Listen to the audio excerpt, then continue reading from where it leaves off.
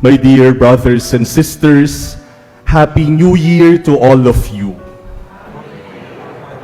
At pasalamatan po natin ng Diyos sa misang ito dahil sa biyayang magkasama-sama tayo sa araw na ito ng bagong taon. There is really no better way to start the new year than by coming together to celebrate the Eucharist. If we want to start the year right, then let us start it with the Lord. And I'm sure last night and today, we have all the same prayers for this new year. Pare-pareho tayo ng ipinapanalangin. We ask the Lord that this year be a happy, a peaceful, and a year that is full of blessings. Hinihingi natin sa Panginoon na sana maraming pagpapala ang dumating sa ating buhay, sa ating pamilya, sa ating bansa, sa buong mundo para sa taong ito. That is the reason why on the first day of the year, the Church gives us Mary. On the first day of the year, we celebrate the solemnity of Mary as the Mother of God, because Mary is blessed among women. If there is one person who can teach us about blessings, it is Mary, because she has received God's greatest blessing. God has given her the greatest gift that God could ever give, and that is Jesus. Kung gusto nating matuto kung paanong tumanggap ng biyaya mula sa Panginoon, tingnan natin si Maria, sapagkat siya'y bukod na pinagpala sa babaing lahat. And St. Paul in our second reading today reminds us that Jesus is God's greatest blessing, not only to Mary, but to all of us. Ipinagkaloob si Jesus sa bawat isa sa atin. Kaya sana yung blessing na hinihingin natin para sa taong ito ay hindi lamang pera, hindi lamang trabaho, hindi lamang promotion, hindi lamang bahay, kotse, gamit, hindi lamang relationship. Sana ang biyayang hingin natin sa Panginoon ay si Jesus. Because if God gives us Jesus, and we receive Jesus in our lives, we have received every blessing that God could ever give. Kapag nasa atin si Jesus, nasa atin na ang lahat. Kaya sana si Jesus ang biyayang hingin natin. Bukod sa iba pang mga biyaya, hingin natin na sana sa taong ito, pagpalain tayo ng isang mas malalim at mas matibay na ugnayan, relationship kay Jesus. Let Jesus be our greatest blessing. Kasi minsan dasal tayo ng dasal sa kung ano-anong mga blessing, nakakalimutan natin si Jesus. Ask for Jesus. And if God gives us Jesus, God can give us anything else. But you know, my dear brothers and sisters, Christmas or New Year is not just about being blessed.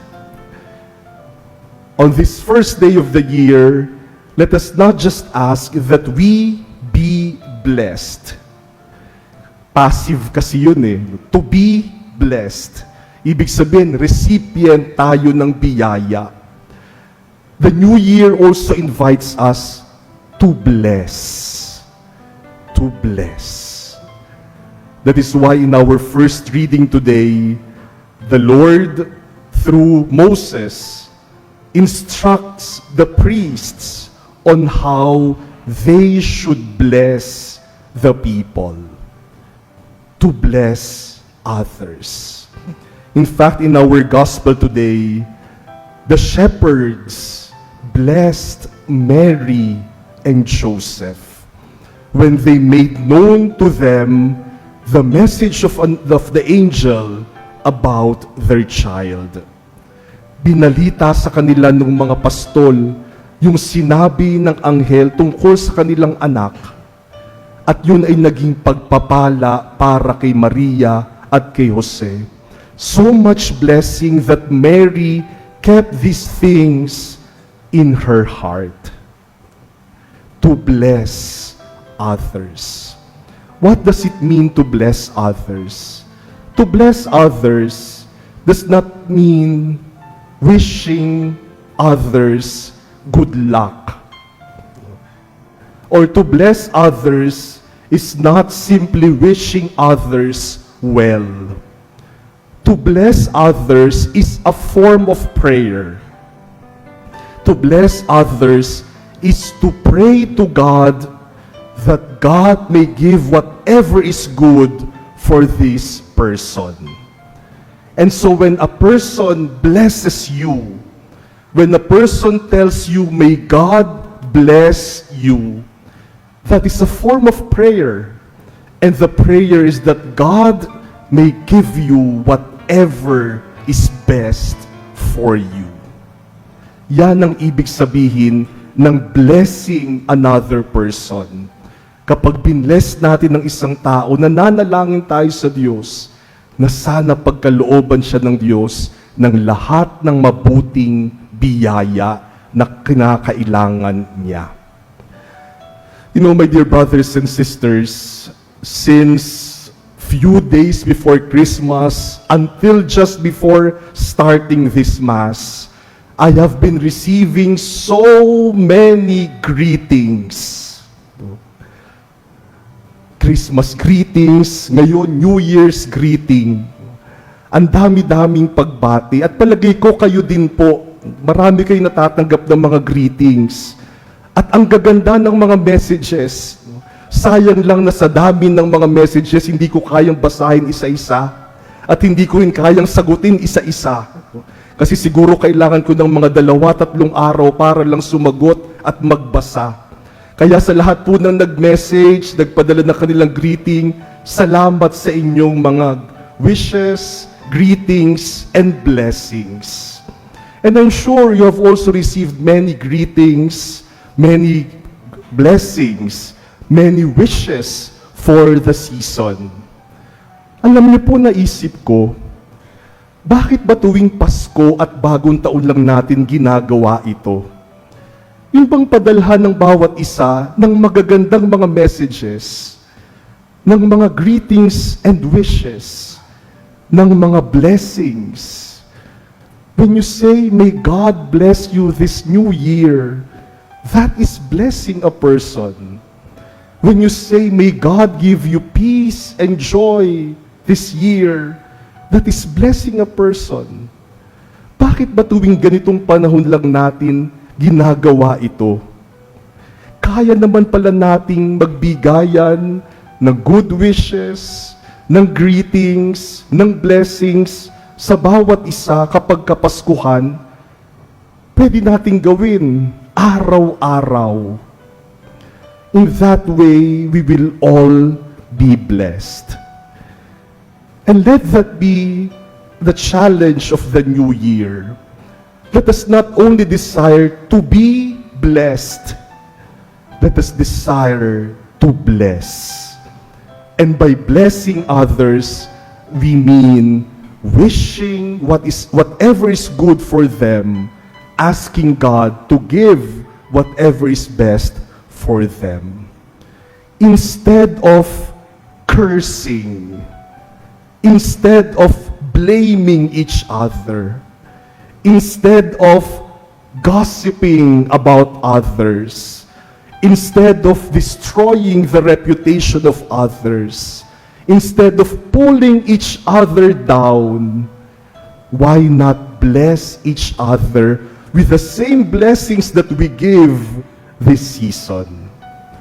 O sa ating pong pamilya, Sa halip na sigawan tayo ng sigawan sa bahay, sa halip na wala tayong ginawa kundi magalit sa isa't isa o mag-inggit sa isa't isa, bless each other. Wish each other what is good. Wish each other no harm. And we will have a peaceful year. Sa atin pong mga trabaho, sa ating eskwela, sa ating neighborhood, instead of competing with each other, instead of thinking that I am better than the rest, instead of thinking that I should pull them down so that I may be promoted, let us wish each other well. Let us bless each other. Let us pray that God may give what is good for others. To bless each other this new year. Alam niyo po, pag blessing kaming mga pari, ang una ninyong naiisip. Kapag katapos ng misa, kadalasan may mga magpapabless. Alam niyo po, minsan natetempt akong sabihin, natanggap na natin si Jesus sa Eucharist. That is already the blessing that we need. Hindi makapangyarihan yung blessing ko, mas makapangyarihan na tumanggap ng komunyon. That is the greatest blessing. But you ask us for blessings. Pero alam niyo po ako, kahit ako pare, pag aalis ako sa bahay, pag dumalaw ako, nakita ko ang aking mga magulang, bago kami maghiwalay, nagmamano pa rin ako sa kanila. Kahit na lahat ng tao nagmamano sa akin, ako nagmamano pa rin ako sa magulang ko. At kapag nagmano ako, sasabihin nila, God bless you. That is blessing me because I also need to be blessed. Minsan po may isang bata, nakita nila ako, sabi, "Uy, si Father!" Sabi ng mga magulang doon sa bata, "Oh, bless, bless, bless." Akala siguro nung bata, ako yung pinagbe-bless. Kaya sabi ng bata sa akin, gumanon yung bata. So nag-bless naman ako doon sa bata. Sabi ng bata, "God bless you." And I realized that I needed that blessing even from a small child. If we priests bless you, please bless us too, because we also need your blessing. This new year, let us not just ask to be blessed. Let us ask that we be instruments of God's blessings to others. Let us always bless each other. And if we bless each other, we will all be blessed. And this will truly be a blessed year.